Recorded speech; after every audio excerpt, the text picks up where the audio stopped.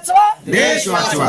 कौन बनाता हिंदुस्तान? भारत का मजदूर किसान, कौन बनाता हिंदुस्तान? भारत का मजदूर किसान, कौन खिलाता हिंदुस्तान? भारत का मजदूर किसान, कौन खिलाता हिंदुस्तान? भारत का मजदूर किसान। आज 23 मार्च 2024 के रोज जो शहीद आज़म भगत सिंह के साथ सुखदेव राजगुरु का भी शहादत दिवस है और डॉक्टर राम मनोहर लोहिया एक समाजवादी जुझारू विचारवंत की जयंती का दिन भी है। हम लोग लोकतंत्र बचाओ देश बचाओ का नारा नहीं संकल्प ले रहे हैं। संयुक्त किसान मोर्चा के आह्वान पर नर्मदा बचाओ आंदोलन ने, जन आंदोलनों के राष्ट्रीय समन्वय के साथियों ने जगह जगह ये दिन मनाया है। मतलब इन आज़ादी के लिए लड़े हुए स्वतंत्रता सेनानियों की, देशभक्तों की प्रेरणा लेकर आगे बढ़ना तय किया है। महाराष्ट्र के नंदुरबार जिले के रेवानगर पुनर्वसाहट में जो कार्यक्रम हुआ उसमें हमारे विविध पुनर्वसाहटों के आदिवासी विस्थापित पुनर्वसित हाजिर थे। भगत सिंह, सुखदेव और राजगुरु तीनों ने एक प्लान बनाया कि हम लोग इनको धमकाएंगे, तो एक धमाका कर दिया, उसका आवाज़ आया। लेकिन उनको हिंसा मंजूर नहीं थी, बॉम्ब से किसी को मारा नहीं, मारना भी नहीं था, लेकिन उन तीनों को फांसी दे दी। अब बहुत लोग उनको कहने लगे, उनके पिताजी ने कहा कि माफ़ी मांगो, माफ़ी मांगो। उन्होंने कहा माफ़ी नहीं मांगेंगे, हमने कोई गलत नहीं किया है, हम देश को आज़ाद करना चाहते हैं तो आज़ादी के लिए हम जान देने को तैयार हैं। बराबर। ऐसे भगत सिंह को 25 साल का भी नहीं था, फांसी दे दी गई। आज बहुत युवा साथी देश भर के उनको मानते। मेरे को उनके मूल गांव में लेके गए, पंजाब में। वहाँ बहुत सारा कार्यक्रम हुआ और फिर मैं जाने लगी। उतने में उन्होंने कहा कि दीदी रुक जाओ, एक नाट्य है वो देख के जाओ। तो मैं रुक गई। तो नाटक में क्या था कि भगत सिंह विरुद्ध महात्मा गांधी, ऐसी बात थी। और ये टकलू मतलब महात्मा, ये टकलू का फोटो रुपया के नोट पर क्यों देते हैं, भगत सिंह का क्यों नहीं देते? अरे मैं तो एकदम चकित हो गई। फिर मैं मंच पर गई, मैंने कहा मैं 2 मिनट बोलूं। मैंने कहा महात्मा गांधी जी का भी फोटो नोट पर जरूरी नहीं है और भगत सिंह का भी जरूरी नहीं। ये दोनों पैसे पर काम करने वाले नहीं थे और एक दूसरे के बारे में आदर करने वाले ही व्यक्ति थे। आज तुम अगर ये झगड़ा उठाओगे कि महात्मा गांधी विरुद्ध बाबा साहेब अम्बेडकर, महात्मा गांधी विरुद्ध भगत सिंह, तो ये सभी ने देश की आज़ादी के लिए जान दे दी। बिरसा मुंडा ने दी, टंट्या मामा ने दी, खाजा नाइक ने दी, भीमा नाइक, सब जेल में मर गए। ये कौन थे? अभी टंट्या मामा क्या लुटेरू थे? वो अंग्रेजों का खजाना लूटकर खानदेश के गरीबों को बांटते थे। ये पूरा इतिहास लिखा हुआ है। तो आज के लुटेरू कौन है? ठेकेदार है, कंपनी वाले हैं, उनके साथ जुड़े हुए राजनेता है। तो ये आज कोई भी आजादी आंदोलन के शहीदों के बीच झगड़ा लगाने वाले हमको मंजूर नहीं। तो शहीदों आपके सपनों को मंजिल तक पहुंचाएंगे, शहीदों आपके सपनों को मंजिल तक पहुंचाएंगे। और जब तिरंगा हाथ में लेते, जिन्होंने 55 साल तिरंगा का विरोध किया, वो लोगों ने आज तिरंगा को मुद्दा बनाया। लेकिन घर नहीं है तो घर पर तिरंगा कैसे लगाएंगे गरीब लोग? हमारे लोग ये पूछते हैं। और तिरंगा में 3 रंग है। हरा रंग है मतलब खेती का, जंगल का, आज वो खत्म कर रहे हैं। भगवा रंग है मतलब त्याग का। अभी पंजाब में सबने हमको ये डाला। मैंने कहा क्या भाई राम राज्य आ गया क्या अयोध्या का? बोले नहीं, ये तो गुरु ग्रंथ साहिबा का है। मैं सुवर्ण मंदिर देखने गई, वहां देखा कि गुरु नानक एक बाजू हिंदू और एक बाजू मुसलमान दोनों को लेकर बैठे थे पेड़ के नीचे, ऐसा बड़ा फोटो लगाया हुआ है। तो ये सभी उस समय से इंसानियत की बात है ना। आमू आखा एक कोयतला आमू माणहा से। हॉस्पिटल में जाते हैं कोई भी, तुम भी जाते हो, खून चाहिए तो किसका खून? क्या जाति और धर्म देखकर खून लेते हैं क्या? नहीं, माँ का खून नहीं चलता है रगत, जिसका वो ग्रुप होगा खून का गट पाहूनच रक्त दिलं जातं. तेव्हा हे लक्षात ठेवा, आपण सब माणसं आहोत. आपण एकमेकाच्या विरुद्ध लढत नाही आणि जे लढवतात त्यांच्या बरोबर आपण जातो. बरोबर आहे? ये किसको मंजूर है हाथ उठाओ, किसको मंजूर है वो हाथ उठाओ. आमू आखा हिंदू मुस्लिम सिख ईसाई आपस में है बहन भाई, हिंदू मुस्लिम सिख ईसाई आपस में है बहन भाई. ये बहुत, इसीलिए अपनी ग्राम सभा लोकसभा से ऊंची ग्राम सभा, एक में की ग्राम सभा में पूरे ठराव पास होने चाहिए.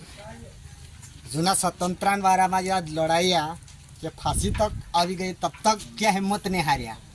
अपना जमाना में आप लड़ता आप भी 39 वर्ष हो गया, पण अपना या स्वतंत्र करला करीन आप फांसी नहीं लागड़ी तो अपने पर भी एक दान वारी आवती. पण एमे आप स्वतंत्र बचावने संविधान लेखला से ये वाचावने करता विचार राखणो जुए आखा बढ़िया भी पाहे आखा मेलीन आप एकताच राखणो जुए. पुण्यतिथी आहे.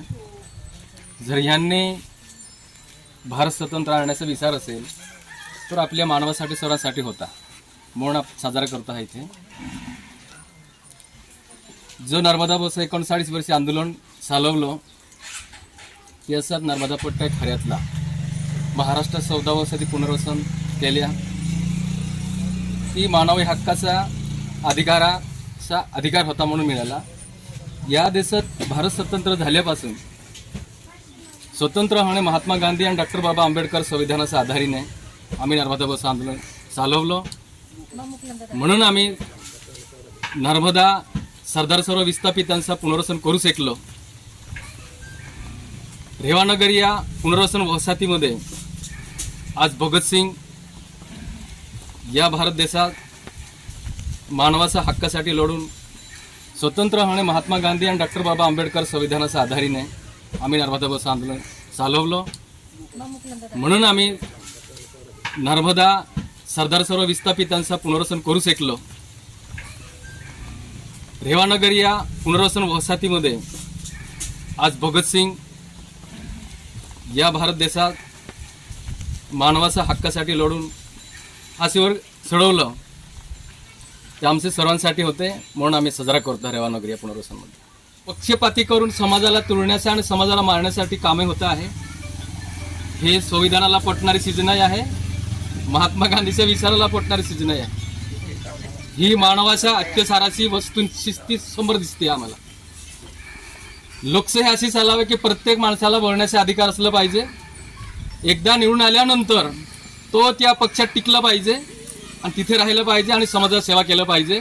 म्हणून जल आणि जंगल टिकेल, मग एकमेकाच्या वरती काय आरोप लावणार नाही.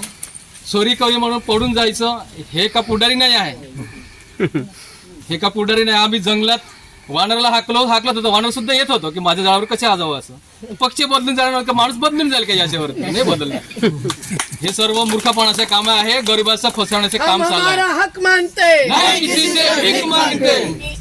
आझादी आंदोलनामध्ये पूर्ण झोकून दिलं होतं आणि आझादी आंदोलनामध्ये त्यांनी जे काही केलं त्याच्यामध्ये त्यांचा मुख्य मुद्दा होता समता.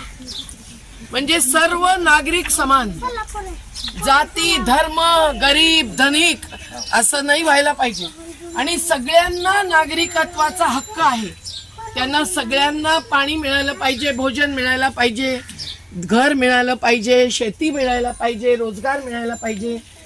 लोहियाजींचं हे स्वप्न होतं. त्यामुळे भाषा असो की देश असो की धर्म असो की जाती असो की स्त्री आणि पुरुष, बायरी सुरी आणि माटी, इनामा भी काही फरक नहीं होने चाहिए.